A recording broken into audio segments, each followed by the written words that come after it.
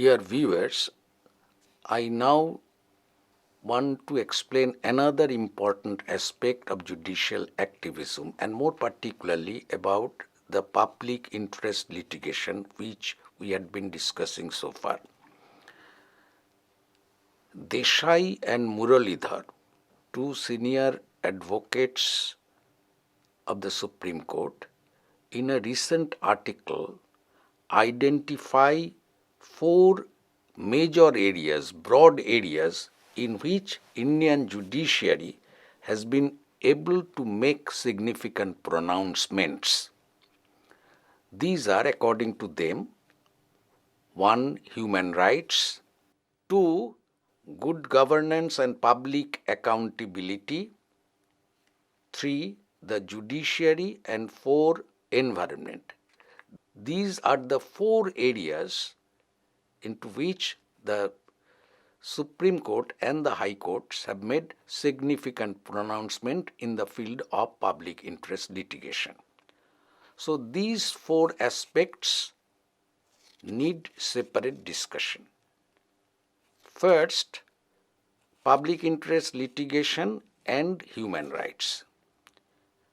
In fact, public interest litigation started here in India in the late 70s and early 80s in order to protect the fundamental rights, the human rights of the downtrodden masses, the disadvantaged sections of the society.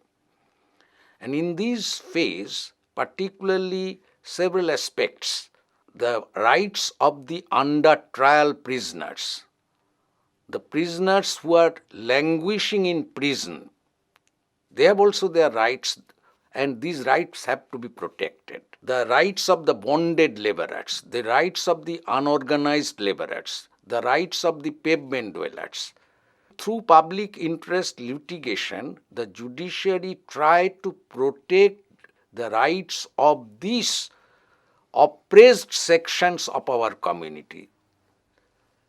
So in this field, in the field of human rights, the public interest litigation has a very useful role. So the public interest litigation started with the protection of the human rights of particularly of the downtrodden masses. Secondly, in the second phase, in fact, S.P. Sathe, another legal jurist and a former professor of law at Bombay University, according to Sathe, the second phase, in the early 80s, the emphasis was shifted from human rights to good governance and public accountability. Why? Because in this phase, one finds a significant increase in corruption, scandals, scams in which the top-ranking politicians and bureaucrats were allegedly involved. So, in order to tide over this problem, and in order that right to information is available to all, in order that administration can be made more transparent and accountable, a number of public interests litigations were brought in the High Courts and the Supreme Court to resolve the issue. And as a result, the Supreme Court tried to free the investigating agencies like CBI, like CVC, like ED, Enforcement Directorate, to free them from the control of the executive so that they can act independently without fear or favor. So in this phase, good governance and public accountability, on these aspects the Supreme Court gave due importance. And the third phase, which in fact I have already discussed in my previous lectures when I was considering the appointment of Supreme Court and High Court judges and transfer of High Court judges from one state to another, I said that the judiciary, particularly since the 90s, has been playing a very pivotal role in the selection of judges of the Supreme Court as well as of the High Courts. And this was possible as a result of a number of public interest litigation cases. Two particular cases must be taken note of. One is S.P. Gupta versus Union of India, the first public interest litigation case on the appointment of judges of the Supreme Court. This was the first case regarding judiciary. This case was in 1982, S.P. Gupta versus Union of India. In this case, of course, the judiciary, the highest judiciary, the Supreme Court, was of the opinion that the judiciary must not be given primacy. The Chief Justice of India must not be given primacy. It is the prerogative of the executive, the President, along with the Council of Ministers, to appoint the judges of the Supreme Court and High Courts. But subsequently, in the second judge's case, again that was a public interest litigation case, that is SC Advocates on Record versus Union of India 1993. Here, the Supreme Court overruled its earlier decision, rejected its earlier decision, and said that in the case of selection of judges of the Supreme Court as well as of the High Courts, the opinion of the Chief Justice of India must be given primacy. So, here too we find that public interest litigation is related to judiciary also. And finally, Desai and Muralidhar point out that in environmental cases also, public interest litigation has a role to play. In fact, the Supreme Court and High Courts have been playing a very important role in environmental issues through public interest litigation. In fact, two eminent economists, Jean Drèze, a Belgian-born Indian economist, now he is an Indian citizen working in the Department of Economics, Allahabad University, and Nobel laureate Amartya Sen, in one of their books, observed that during the 90s of the last century, that means in other words, during the last decade of the last century, there was an unprecedented wave of environmental cases through the means of public interest litigation. All these cases wanted to free the environments. Particularly, there are several instances can be cited. For instance, the wastes from the tanneries or from the chemical factories pollute the rivers. So, public interest litigation were brought in the Supreme Court and High Courts in order to make people conscious of and to solve the problem of environmental matters, and particularly conservation of forests, protection of forests, to maintain ecological balance, etc. So these are the four broad areas into which we find the Supreme Court intervened through public interest litigations. Now, the discussion that have been made so far makes it clear that there are two important components of judicial activism. We find that there are two important components of judicial activism. One, basic structure doctrine. Two, public interest litigation. So these two components reflect common features. As already discussed, the purpose of basic structure doctrine is to limit the power of Parliament. unlimited power of Parliament, so that Parliament, by using its power of amendment, cannot destroy the Constitution. So, judiciary has tried to limit the power of Parliament, and thereby the judiciary has strengthened its own position. Secondly, another component, that is public interest litigation. There are scattered centers of power,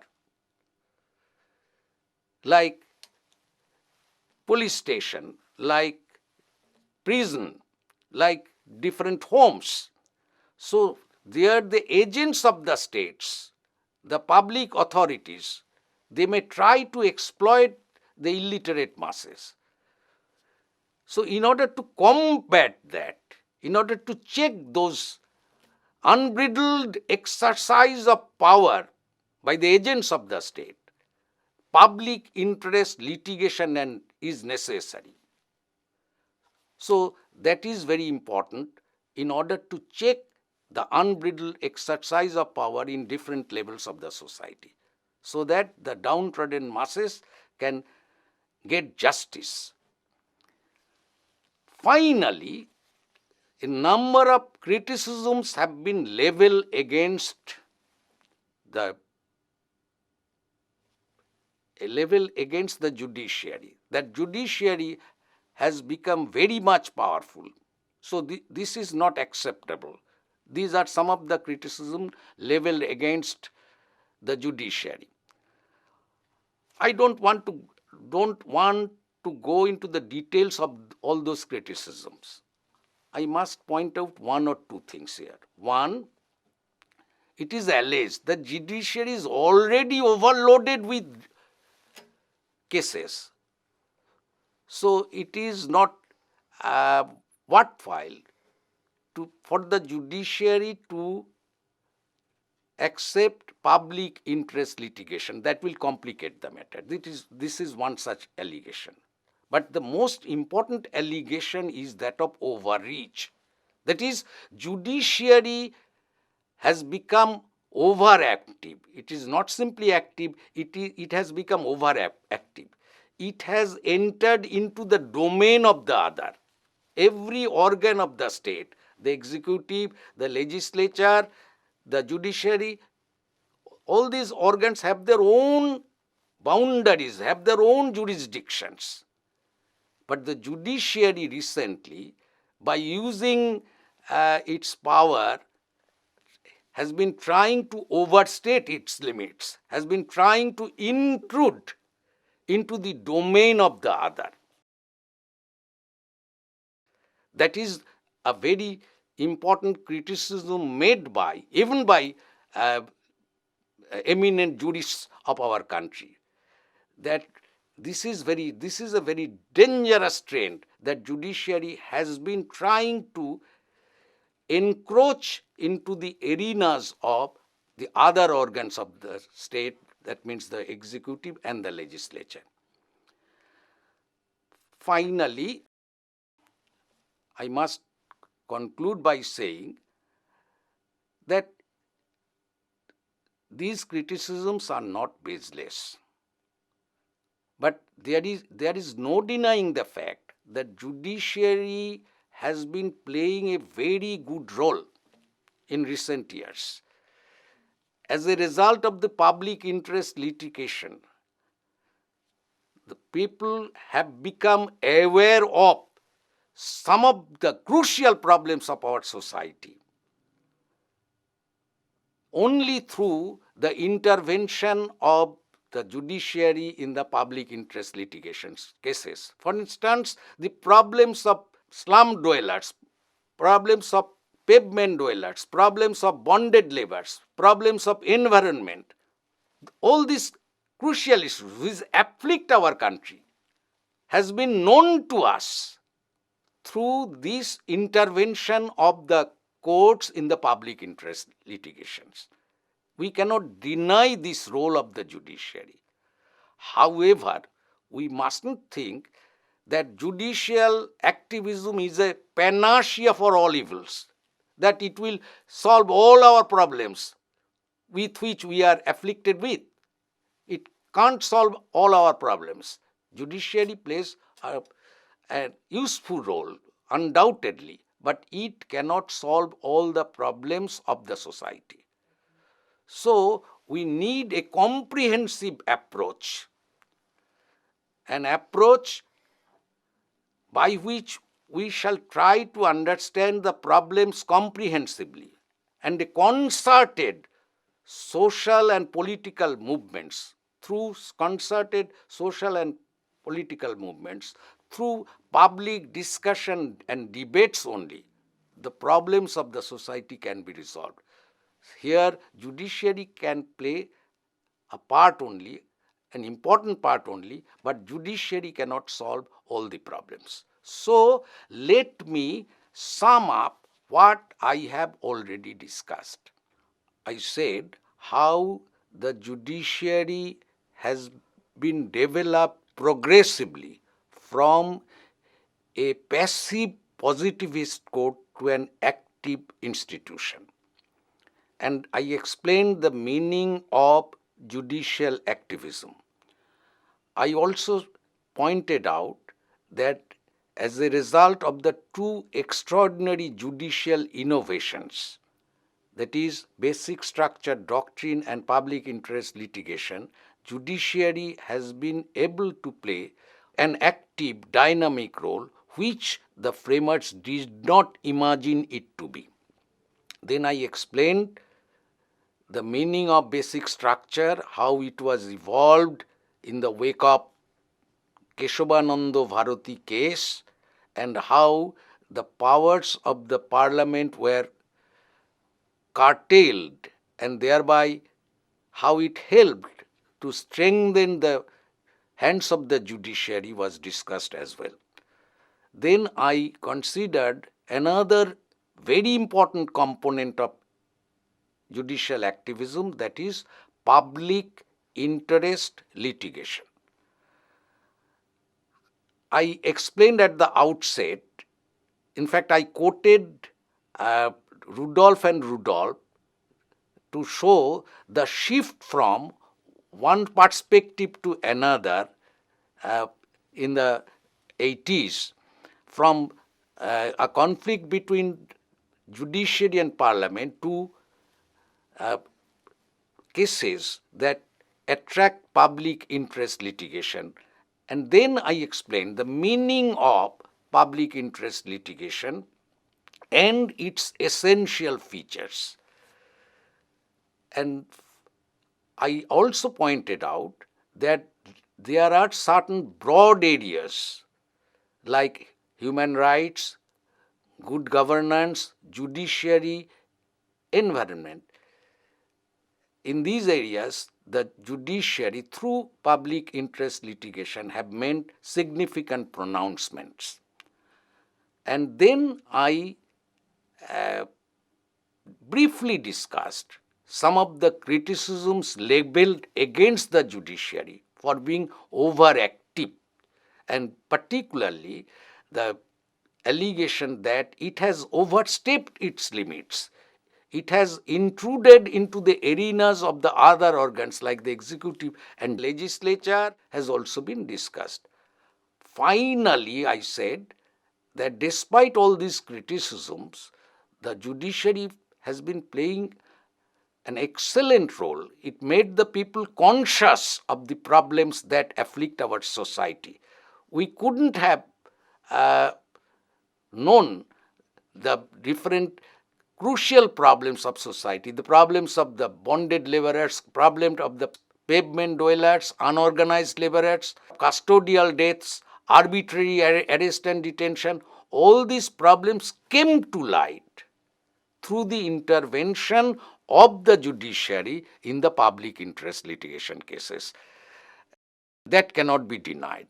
However, one must also note that judiciary cannot be a panacea to all the evils in the society. So, to eradicate the problems, what is needed is public discussion and debate and concerted social and political movements. These will help to solve the crucial problems of our society. That's all.